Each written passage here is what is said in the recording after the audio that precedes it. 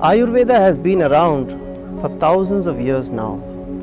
According to modern historians, it's at least 3,500 to 4,000 years old.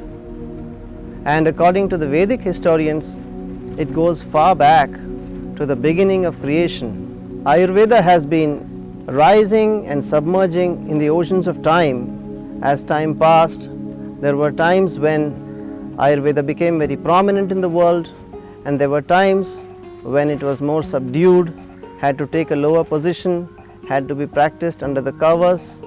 So we find that in history there are times when some of this knowledge of Ayurveda was destroyed, much of it was lost in due course of time, but whatever remains itself is such a vast body of knowledge that can be used effectively to improve the health of the people of the world. Ayurveda is not just about taking treatment for diseases, but Ayurveda is more a way of life.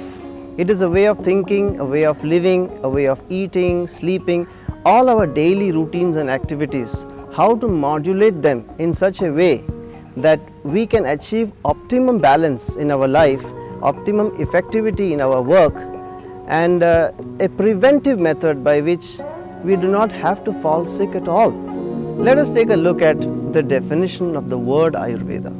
What does it mean? Fundamentally, the word Ayurveda is derived from two separate Sanskrit words. One is Ayu and the other is Veda. The word Ayu is being translated normally, commonly as life, but it has a more deeper understanding. The word Ayu derives from a word that means something which is continuously flowing. It is a continuum. That's the difference between how modern medicine views life and Ayurveda views life. The Vedic concept says that life is not a beginning and an end. It is in fact a circle, a continuum that keeps coming back again and again. We are moving in a cyclical fashion. In the modern system, life begins at birth and ends at death. This is the fundamental difference between the Vedic concept and the modern concept.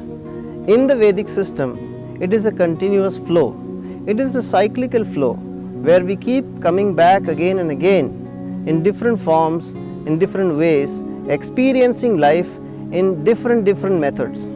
So that is the fundamental meaning of Ayu, which means life as a continuum. The second word is Veda. Veda means knowledge. Knowledge or all that is there to be known, anything that is there to be known. It is all encompassing. With means to know, Veda means that which is to be known, which is knowledge. So the word Ayurveda will translate as the knowledge of life.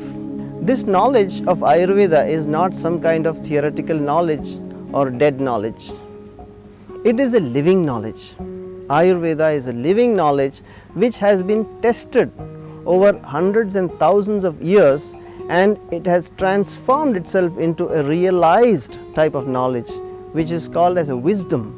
It is a wisdom of life. It is very rich, enriched with experiences of many accomplished scholars and physicians and people who have lived this over thousands of years and transformed it into an effective, time-tested practice in life.